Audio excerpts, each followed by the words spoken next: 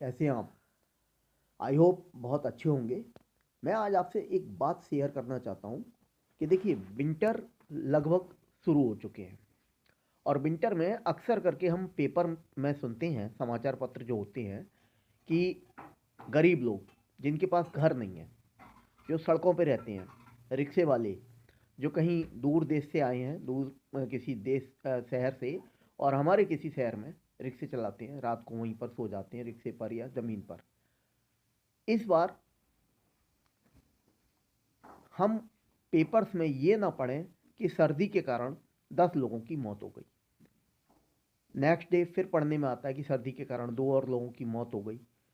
तो ये कहीं ना कहीं हमें खराब तो लगता ही है। तो हम इसके लिए एक उपाय कर सकते हैं कि हम अपने पुराने गर्म वस्त्र इन वंचित लोगों को दे सकते हैं, चाहें तो।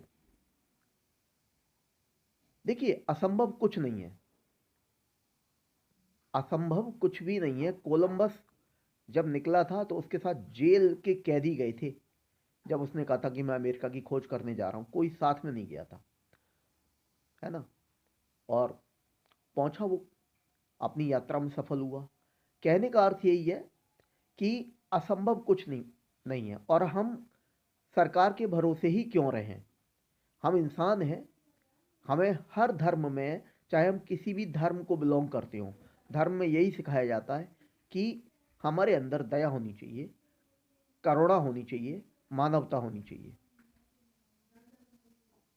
तो इस मानवता के नाते हम अपने आसपास जो भी मंदिर है, मस्जिद है, या कोई और जगह है, या काम करने वाली कोई जगह है, और वहाँ अगर हम देखते हैं कि वहाँ कोई मजदूर, रिक्शे वाला या कोई और गरीब व्यक्ति कपड़ों के अभाव में और जाड़े में वहाँ सोता है। हालांकि कई शहरों में रैन बसेरे बनाए जाते हैं, लेकिन वो कम मात्रा में होते हैं, सभी के लिए पर्याप्त नहीं होते। तो हम उनको गर्म वस्त्र दे सकें।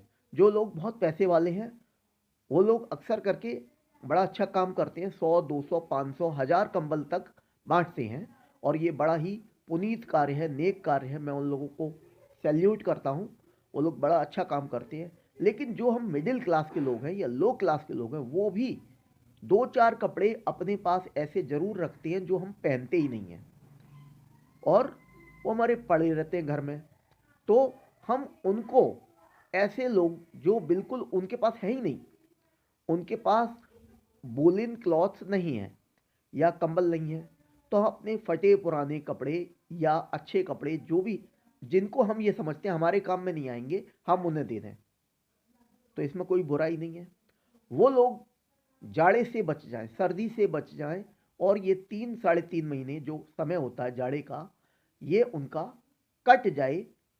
हम सब की थोड़ी सी मेहनत, थोड़ा सा प्रयास, कि हम उनको किसी भी टाइम जाकर उनको दे दें कि भैया ये लीजिए आप, अगर आपके काम में आता है तो ठीक है, नहीं आप किसी और को दे दीजिए। इस तरह से कहेंगे, और अगर डिस्ट्रीब्यूट करते हैं इस तरह से, तो वो डिस्ट्रीब्यूशन सफल हो सकता है। क्योंकि जब हम विंटर में, जब हम अपने घर में होते हैं और तेज सर्दी अभी आने वाली है, उस सर्दी में हमें हमारे घर की बहुत सारी सुविधाओं के बावजूद सर्दी लगती है। तो ये लोग जो कि स्वेटर भी नहीं पहने, इनके पास कोई कंबल नहीं है, और इनके पास सबसे बड़ी बात, छत नहीं है, चारों तरफ से कवर्ड नहीं है। तो ऐसे लोगों को सर्दी लगना स्वाभाविक बात है। और इसी सर्दी के कारण कभी कभी इनकी डेथ हो जाती है। तो सरकार जो भी प्रयास करती है, नगर निगम जो भी प्रयास करता है, वो अपनी जगह है। हम सभी मनुष्य, एक एक शहर में, एक छोटा सा शहर भी हो, उस छोटे से शहर की भी आबादी 5 लाख होती है। अगर मैं 5 लाख का 1% निकालता हूं, तो वो बनते हैं 5,000। 5,000 लोग भी अगर अपना एक एक कपड़ा ऐसे गरीब लोगों को, जो 10, 20, 50 लोग झुंड बनाए कहीं किसी चौराहे पर बैठे हैं, दूसरे चौराहे पर भी 10, 20 मिल जाएंगे। अगर आप कोशिश करेंगे तो ये 5,000 लोग, मैंने सिर्फ 1% कहा है, ज़्यादा भी हो सकते हैं, 1% लोग मिलकर भी इन लोगों को, चाहे वो बेगर्स हों, पुअर हों, या नीडी हों, रिक्शे वाले हों, या कोई भी हों, बिना किसी भेदभाव के, हमें धर्म नहीं देखना, जाति नहीं देखती, कुछ भी नहीं देखना, सिर्फ हमें ये देखना है कि ये भी हमारी तरह इंसान है और इनके ऊपर ये जाड़े का जो संकट आया है ये हमें इनका दूर करना है।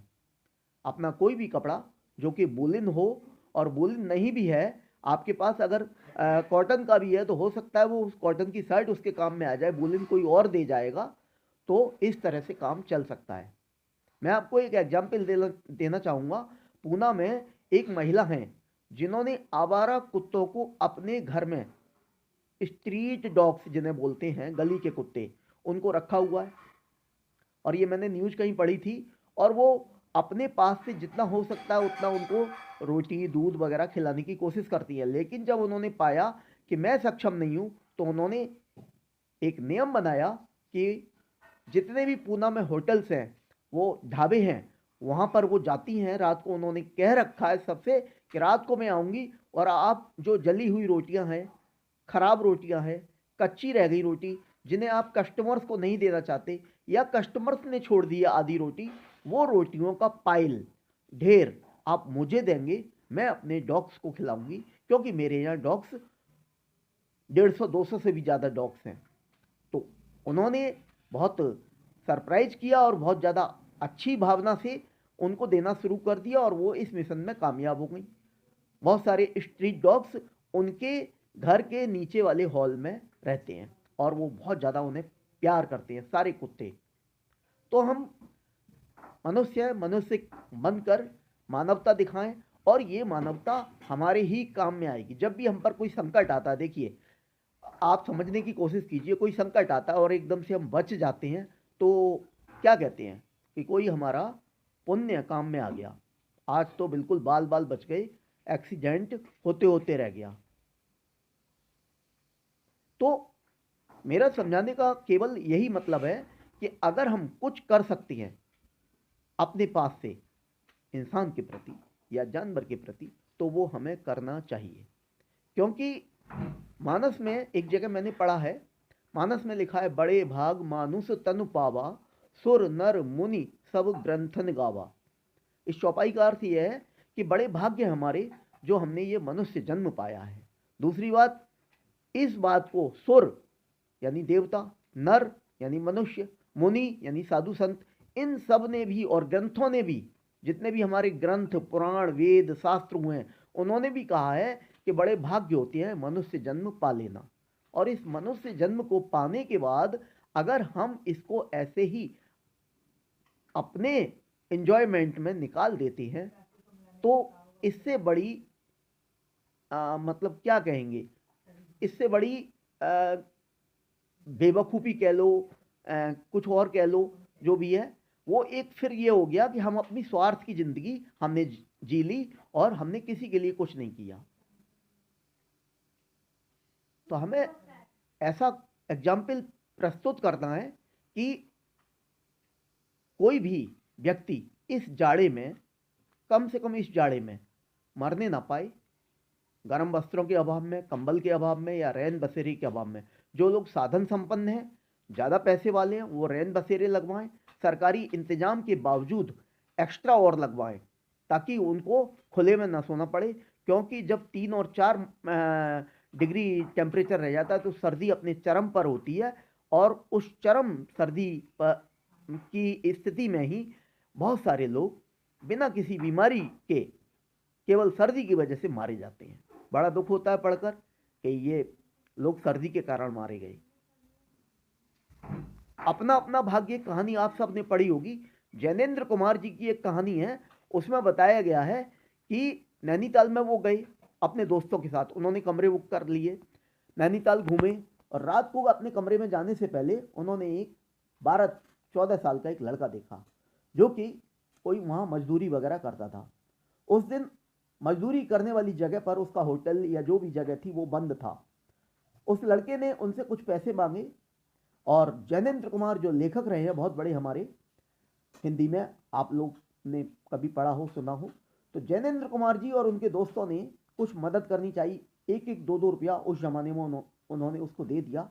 लेकिन कोई गर्म कपड़ा देने से थोड़ा वो हेजिटेट कर गए, हिचक गए कि अरे इतना महंगा हम कोट पहने हैं या स्वेटर पहने हैं, हम ये क्यों दे दें, ये अपना कैसे भी कर लेगा, कोई बात नहीं। और उसको उन्होंने इस तरह की कोई मदद नहीं की। अब 1-2 रुपया जो उसको दिया, वो उससे खाना तो खा सकता है, कोई भी घटिया से घटिया खाना खा लेगा। और ये बात भी पुरानी है, शायद 40-50 साल पुरानी होगी। तो नैनीताल में वो लड़का in the morning, Jainendra Kumar और उनके दोस्त जब होटल से निकलते हैं तो देखते हैं सड़क के किनारे उस लड़के की डेड बॉडी पड़ी है। और सबसे बड़ी बात जो उन्होंने उस अपने चैप्टर में लिखी है, जिसका नाम है अपना अपना भाग्य, शायद इंटर की किसी कहानी में है, तो उस लड़के की डेड बॉडी पर उसका शरीर नहीं दिखाई दे रहा था। क्यों?